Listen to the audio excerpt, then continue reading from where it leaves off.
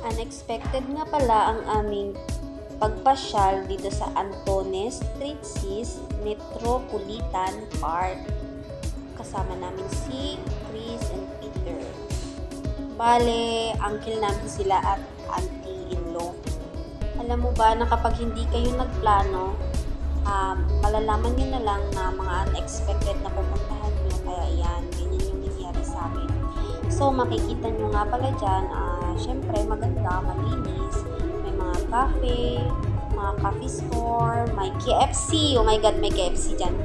Then, may cinema din. Tapos, basta, mall, parang supermarket. Kaso, Sunday ngayon, kaya sarado sila. Ganun. So, may arcade din dyan, mga palaruan ba. Then, pumunta kami sa may park na, yan. Kasama namin sila. Yan unexpected nga kasi pumunta kami sa may mama ni Basili, nagbisita kami, then nagkita kami dyang apat, kaya yun, punta daw kami ng park. So, malapit na din pala to sa amin. Wala lang talaga kami masakyan. So, yan nga pala yung mga spot na videohan ko. Super ganda, super greeny talaga ng paligid, as in, napaka-organized.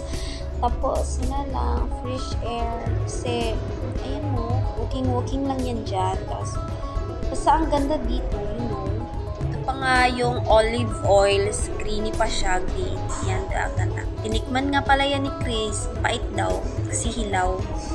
Bale, kami dalawa ni Chris ang nag-picture kaya nasa huli kami. So, ayan nga pala yung lake nila. May pato dyan. And also, meron ding andaming pagong.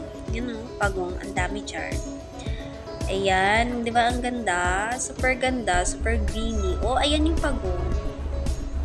So, yun nga pala yung doon, yung walis tambo. Kaya ginagawang walis tambo. Hindi ko alam kung hindi ba talaga nila alam to kung paano gawin char. So, ayan, binidyohan ko kasi hindi ko naman alam kung ano yan. And then, may wild cactus. Pero, hindi ko alam kasi nandyan lang yan. So, super ganda dito as in. Halos lahat naman nagaganda. Ayan. Uy, porda, wag nyo nang i-read yun. Sada, napaka-fresh. Ang daming mga fine trees. So, ayan, pinipicturean ko talaga. So, before kami umuwi, dumaan muna kami sa coffee shop. Then, nagbili kami ng, shake. Yun lang. Bye!